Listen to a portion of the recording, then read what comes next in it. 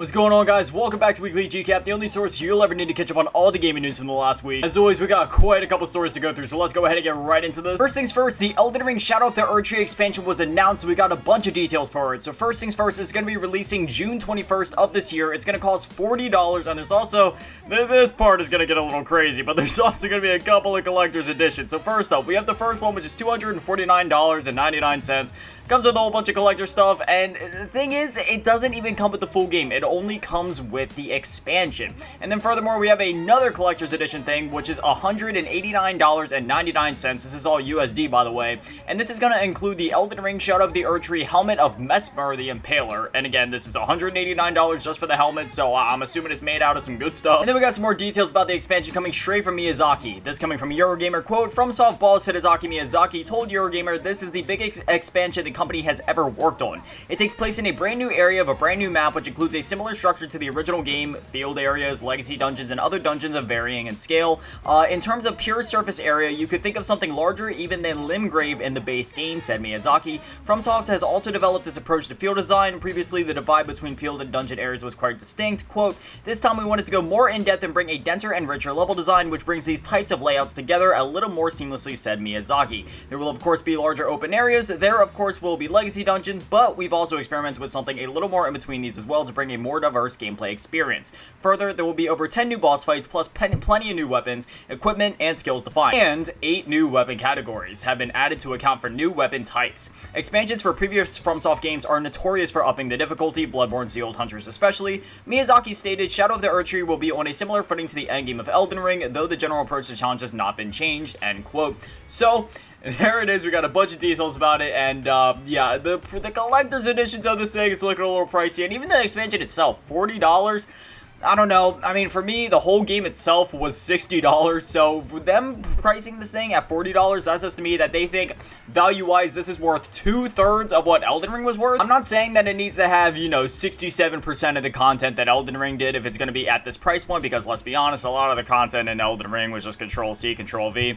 I know the game, it won Game of the Year. It's a great game. I've played it many, many times, have hundreds of hours of the game. I truly do love that game. It's just a lot of copy-paste content, so as long as there's more, I guess, meaningful and original content here, and it's substantial, and, it lasts for a reasonable amount of time, at least a couple of hours, then yeah, $40, that's alright. Next up, Ys 10 Nordics is finally releasing in the West. This coming from Game Informer, quote, "Ys 10 Nordics, the latest entry in the long-running Ys series, is making its way to the West. Ys 10 Nordics was first released in Japan last September and will come stateside this fall. It will be available for PlayStation 5, PlayStation 4, Switch, and PC," end quote. If you haven't played the Ys series before, it is an amazing RPG series. If you don't know where to start with it, I could highly recommend going back to the TurboGrafx, playing Ys Book 1 and 2 there. But if you don't want to go back that far, like Ys 8, Ys 9, for example, they're available on like PlayStation 4, PlayStation 5.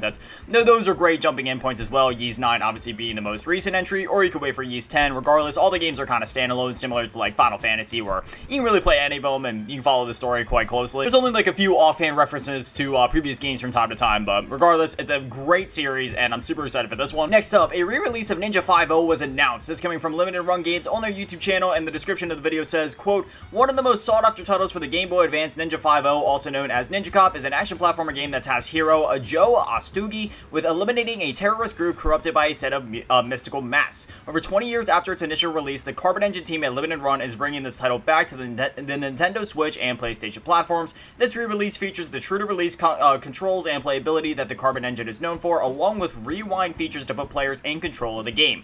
Physical pre-orders and digital launch coming in 2024. Stay in the loop by following Limited Run Games on your social platform of choice. Again, it's coming to the PS4, the PS5, and the Switch, and there is no official release date at this time, but this was a great game back in the day, so I'm super excited for this. Next up, I just wanted to let you guys know that after 11 years of development, Skull and Bones finally released, and, well, this is all I'm gonna say. 60 according to the critics on Metacritic, and a 3.1 user score. So at this time, it's looking a little rough. It released on February 16th, and already the game is kind of fallen off, so hopefully Ubisoft can turn this ship around. Next up, a Pokémon Presents was announced. This coming from Pokémon on X, quote, "Did somebody say Pokémon Presents? Tune into our official YouTube channel at 6 a.m. PST on February 27th to view exciting Pokemon news in celebration of Pokemon Day 2024. See you there, trainers." We have no idea what's actually going to be here. We don't know if they're announcing a new mainline game, which I probably wouldn't expect, or if there's going to be spin-offs, or who knows, maybe they'll announce follow-up to Pokemon Sleep. But regardless, I'm a huge Pokemon fan, so I'll be there, and hopefully I'll see you guys there as well. Next up, a live-action Borderlands movie was announced. Now, you know, usually I like to show trailers of stuff. When it comes to movies, copyright gets a little finicky, so I'm just gonna have to put up a trailer of, you know, Borderlands game. But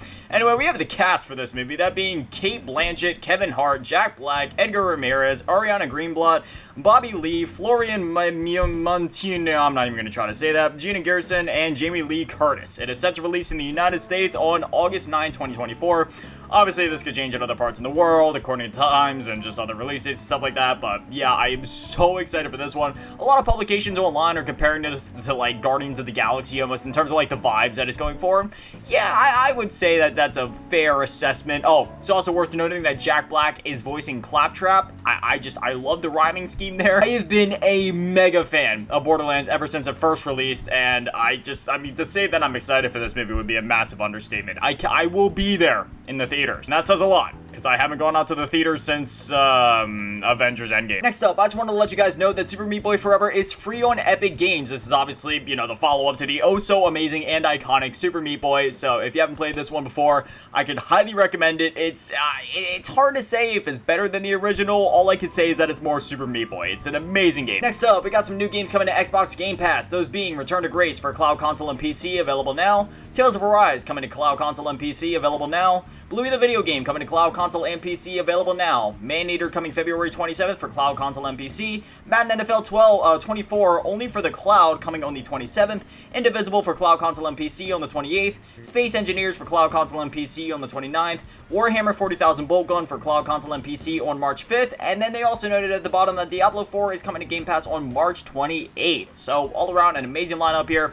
If there was one that I could recommend, I'd say Tales of Arise, just because the Tales series, I just feel like it's still, even though it's kind of like a bigger name, it's still pretty underrated in the grand scheme of RPGs. So if you've never played a Tales game before, great place to dive in. Amazing art style, amazing gameplay, just all around amazing game. Next up, we had touched on this last week, you know, but it was one of those awkward things where I was recording the show just shortly before it was happening, so I didn't get to report on everything there, but honestly, we didn't miss out on too much. But anyway, Xbox ended up holding their whole little business pig podcast thing, and we didn't learn too much from it. You know, they said that some games are going to be coming to other platforms on a case-by-case basis, which we will be coming next. They announced that Diablo 4 is going to be coming to Game Pass on the 28th, which we also just read in the last blog post.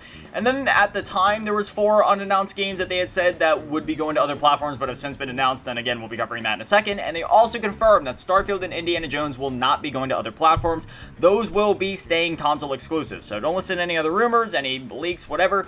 At this time, at the very least, they are staying console exclusive. Obviously, that could change one day, but yeah. Next up, 4 Xbox exclusives are heading to other platforms. This coming from news.xbox.com, quote, Pentiment from Obsidian Entertainment, a truly unique, critically acclaimed, and award-winning narrative adventure game with a striking visual art style inspired by history itself will be coming to the PS4, PS5, and Nintendo Switch on February 22nd.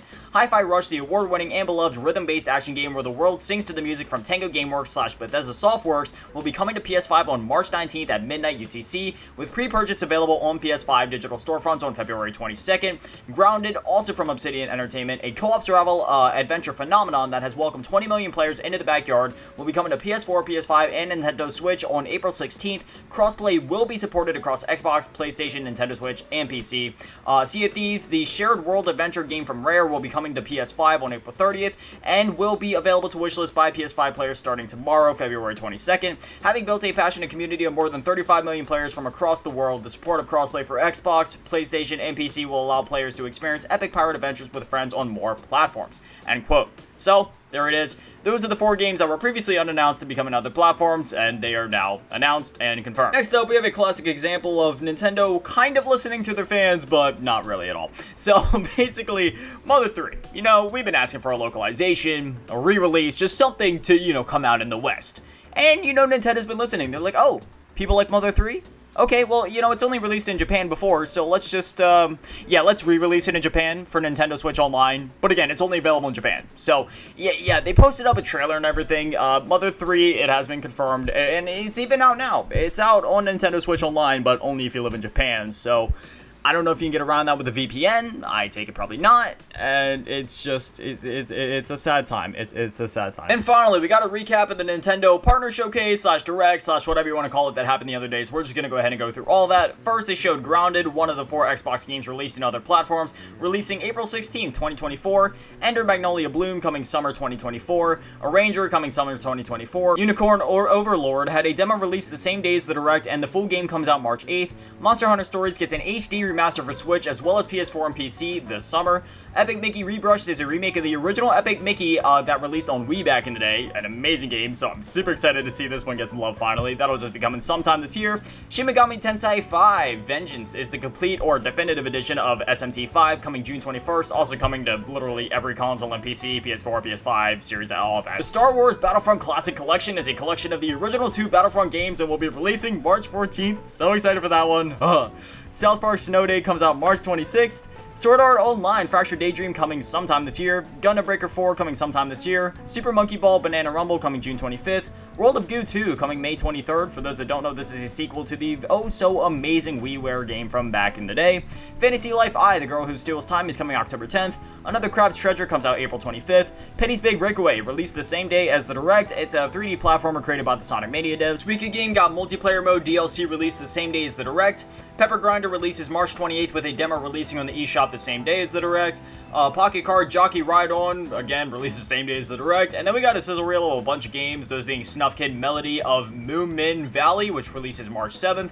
Tales of Kenzira Zao releases April 23rd. Demon Slayer Kimetsu no Yaiba Sweep the Board releases April 26th. Kingdom Come Deliverance Royal Edition releases March 15th. Contra Operation Galaga releases March 12th, 2024 with a demo out now. And then Pentiment releases February 22nd, and at the end they had 2 last announcements. The first announcement was that some classic rare games are coming to the Nintendo Switch Online, those being Snake Rattle and Roll, RC Pro-Am, Battletoads and Battle Maniacs, Killer Instinct, and Blast Core. They were added to NSO the same day as the Direct, which means you can go play them now. And finally, for those that were there during the Wii era, you'll recognize this title, and that was Endless Ocean Luminous. Now, it is worth noting, this is not a remake. This is a brand new game in the Endless Ocean series. This releases May 2nd, and honestly, I never thought we'd see another game in this series. I remember playing this game on the Wii back in the day. It was so much fun. It was such a chill time, and the fact that this series is not only getting some love, but it's getting a whole new game just warms my heart. But all in all, you know, this honestly, for our partner showcase or Nintendo Direct, whatever you want to call it, I thought it was great. Personally, you know, I'm a boomer, so there was a lot of stuff screaming at my nostalgia here, like the Star Wars Battlefront collection, for example, or like, you know, Epic Mickey or World of Goo 2, or, you know, the last one with Endless Ocean. But all in all, I thought it was a great Direct. But anyways, that's all the stories that I got for you guys this week. So now I'd definitely love to hear from you guys. What are your thoughts on everything that we talked about? Whether it's the Elden Ring expansion finally coming out 2 years after the game itself actually released, or by the time it comes out, it'll actually be like almost 2.5 years, which is pretty crazy. The Nintendo Direct, Xbox games going to other platforms, just whatever it is, whatever you're thinking, I'd definitely love to hear from you guys. But anyway, this is Weekly GCap. No episodes go live every single Friday at 9 a.m. Eastern, so if you want to catch them as soon as they go live, well then I know when to be here. But anyway, that's going to do it for me, guys. Thank you guys for watching. Have an amazing day and an amazing weekend. Stay beautiful. I love you all. Peace.